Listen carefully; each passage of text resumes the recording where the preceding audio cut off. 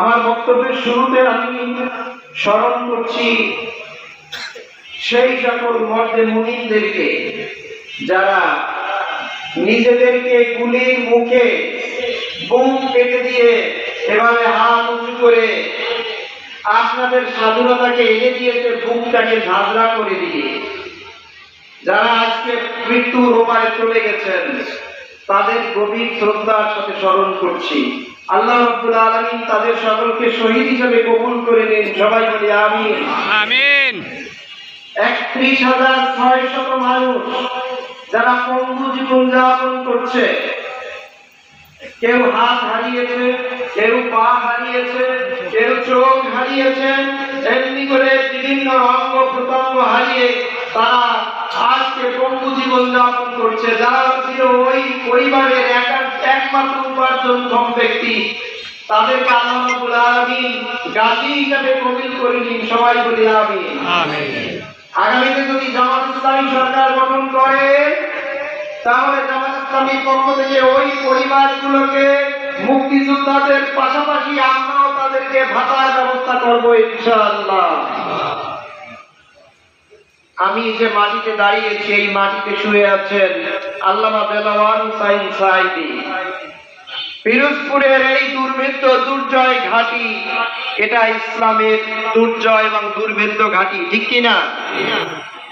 প্রিয় উপস্থিতি, নাজিরপুরের শহীদ রফিকুল ইসলাম এবং শহীদ হাফিজুর রহমানের রক্তে সিক্ত এই নাজিরপুর। আমাদের এই আন্দোলনে দুজন ভাই শহীদ হয়েছে নাজিরপুরের, একজনের নাম হাফিজুর রহমান শিকদার আর একজন হচ্ছে রফিকুল ইসলাম শিকদার। আপনারা কি তার নাম জানেন? আমি তাদেরকে গভীর শ্রদ্ধার সাথে স্মরণ করছি।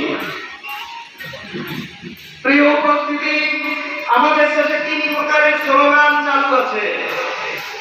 একটা স্লোগান হচ্ছে যখন তারা মাঠে আসে তখন বলে জয় বাংলা। আমার স্কুলে যখন অনুষ্ঠান হয় সরস্বতী পূজার সময় তখন বলে সরস্বতী মাতা কি। ওরা সবাই বলে কি? জয়। কথা কি বুঝতে পারছেন? তাহলে সেই জয় দিয়ে শুরু করা হচ্ছে এক দলের স্লোগান, আর এক দলের স্লোগান হচ্ছে জালো রে জালো, আগুন জ্বালো। আগুন জ্বালা কি মোমেনের কাজ? কি আগুন জ্বলবো? কেন আগুন জ্বলবো? আগুন তো ধ্বংস নিয়ে আসে মানুষের জন্য, কি ঠিক কিনা? আমরা এই স্লোগানকেও বর্জন করতে চাই। প্রিয় উপস্থিতি, আমাদের স্লোগান কি? আমাদের স্লোগান হচ্ছে নারায়ে তাকবীর। এর অর্থ কি? মানে আল্লাহর ধ্বনিকে উঁচু তুলে ধরো। নারায়ে তাকবীরের বাংলা অর্থ হচ্ছে আল্লাহু আকবার। এই ধ্বনিটাকে তোমরা উঁচুতে তুলে ধরো। আর আমরা সবাই বলি তখন আল্লাহু আকবার, বলি কিনা? আমরা নামাজে রুকুতে বলি আল্লাহু আকবার, সিজদায় বলি আল্লাহু আকবার, তাকবীরে তাহরিমায় বলি আল্লাহু আকবার, কি ঠিক কিনা? আমাদের এই যে স্লোগানের মূল্য আছে কি নাই? যে ব্যক্তি আল্লাহু আকবার স্লোগান দেয়, হাদিস শরীফে এসেছে, সেই ব্যক্তির স্লোগান দিতে গিয়ে যদি গায়ে ঘামায় ওই শরীরটাকে আল্লাহ তাআলা জাহান্নামের আগুনে পোড়াবেন না। প্রিয় উপস্থিতি, হাদিস শরীফে এসেছে আলিয়াউ কালিমাতুল্লাহ, অর্থাৎ আল্লাহর কালিমাকে উচ্চ সুরে তুলে ধরার জন্য কোন ব্যক্তি যদি রাজপথে গিয়ে আল্লাহু আকবার ধ্বনি দেয়, সেই সময় তার পায়ে যে ধুলা চড়াবে, ওই ধুলা চড়াবার কারণে ওই পাকে আল্লাহ তাআলা জাহান্নামের আগুনে পোড়াবেন না।